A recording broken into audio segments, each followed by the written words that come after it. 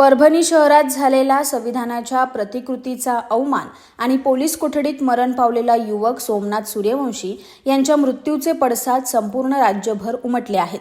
अंबरनाथमध्ये या घटनेच्या निषेधार्थ सर्वपक्षीय मोर्चा काढण्यात आला।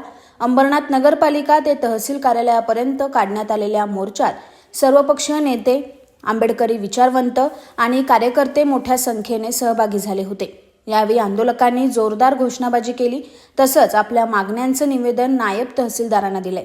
परभणी शहरात संविधान अवमानाच्या घटनेनंतर बुधवारी आंदोलन झालं। यात तोडफोड आणि नुकसानीच्या प्रकरणात नवा मोंढा पोलीस ठाण्यात गुन्हा नोंद झाला आणि सोमनाथ सूर्यवंशी या तरुणाला अटक करण्यात आली होती।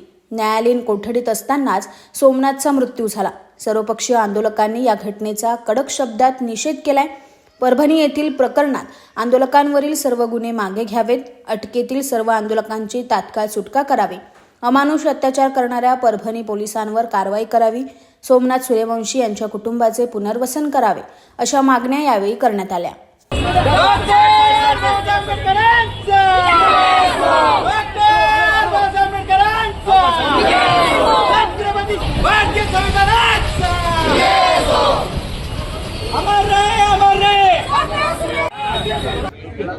आज संविधान रक्षक समिती अंबरनाथच्या वतीने परभणी येथे जो संविधान प्रतिकृतीची जी विटंबना झाली आणि या विटंबनेमध्ये ज्या धर्मांध जातीवादी माथे फिरू बोलतात, तो माथे फिरू नसून तो धर्मांध व्यक्ती आहे आणि त्यांनी जी विटंबना केली आणि त्याच्यानंतर जो परभणीमध्ये प्रकार घडला, जो उद्रेक झाला आणि त्या उद्रेकाला शमवण्याचं काम महाराष्ट्र सरकारने आणि पोलिसांनी अतिशय शांतपणे करायला पाहिजे होतं, पण त्यांनी 2-3 दिवस घालवले आणि त्यामुळे हा उद्रेक उफाळून निघाला आणि त्याच्यामधून जो काही तोडफोड झाली, त्या तोडफोडमुळे ज्या कार्यकर्त्यांवर लाठी चार्ज पोलिसांनी केला आणि घरामध्ये घुसून कोम्बिंग ऑपरेशन केलं, अक्षरशः कामधंदा करणारे शेतकरी लोकांना सुद्धा त्यांनी केलं आणि 140 लोकांवर गुन्हे दाखल केले आणि त्या गुन्हे दाखल करत असताना जो मारहाण पोलीस कोठडीत झाला शहीद सोमनाथ सूर्यवंशीचा,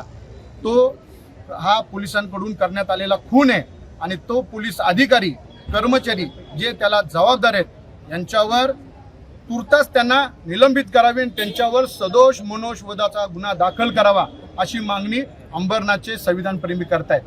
आणि त्या अनुषंगाने आम्ही डॉक्टर बाबासाहेब आंबेडकर पुतळा अंबरनाथ नगर परिषद तर तहसीलदार यांच्याकडे एक निषेध मोर्चा घेऊन आलो आणि या मोर्चामध्ये अक्षरशः तरुण मंडळीने, महिलांनी पुढाकार घेऊन हे जे काम केलेलं आहे ते वाखाणण्यासारखं काम आहे आणि आमची जी मागणी आहे की माजी न्यायाधीशांकडून याची चौकशी झाली पाहिजे आणि याला संबंधित असणाऱ्या सगळ्या लोकांवर गुन्हे दाखल झाले पाहिजे, त्यांना निलंबित केली पाहिजे, ही मागणी घेऊन आम्ही इथे आलो आणि आजचा हा मोर्चा यशस्वी झाला। आपण सर्वजण आलात, आपलं सुद्धा मनापासून मी आभार व्यक्त करतो। जय भीम, जय भारत, जय संविधान।